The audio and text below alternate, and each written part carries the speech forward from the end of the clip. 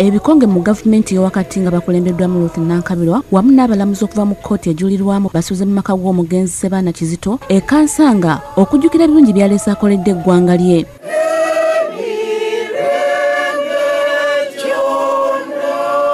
Wano wasoose kubaawo okusabira omwoyo gw'omugenzi ku ssaawa 4 ez'ekiro era nga mmisa ekulembeddwamu Reverend Sserwanja Mereomo okuva ekirika parish. Abaana bonna tubasabidde, ab'eŋŋanda zonna tubasabidde, ab'emikwano tubasabidde, ekibiina kye mwabadde awangalira ekya DP tukisabidde Mukama.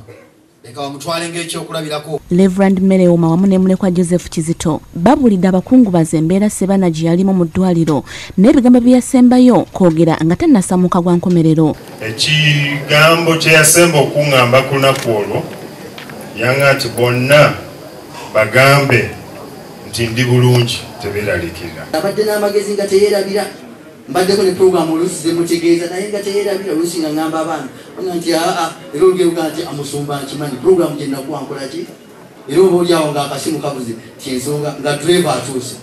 Mulekwa Joseph Kizito era abulidde abakungubazi nti maama waabwe ali bunaayira naye ali mu mbeera mbi ddala era nga bakyaliwo okubuusabuusa oba n'asobola okujja okuziika. Baganda bange babiri bo bali mu nteekateeka okutambula kati kinasinzira abasawo kye banaatugamba naye nga maama ye alwana okukomawo naye obulamu bwe buli mu katyabaga.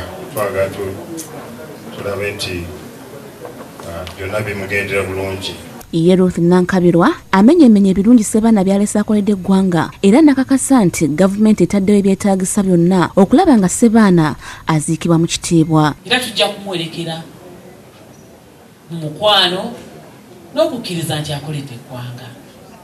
Industry gye yalimu eya insurance nga n'abantu tebannabitegeera ye ng'agoba ekyo baakutte ku mukono bangi mu nsaasira enyinza okuba mpaavuyizaako.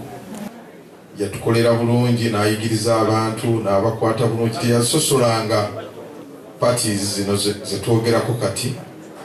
Bwe yabeera mu kibuga teyaliimu bino nti ono wa NRM, ono wa DP oba FDC. Robinah Nantale ne David Ssekayombya be bakusakidde eggulye lino ku Bukedde TV1.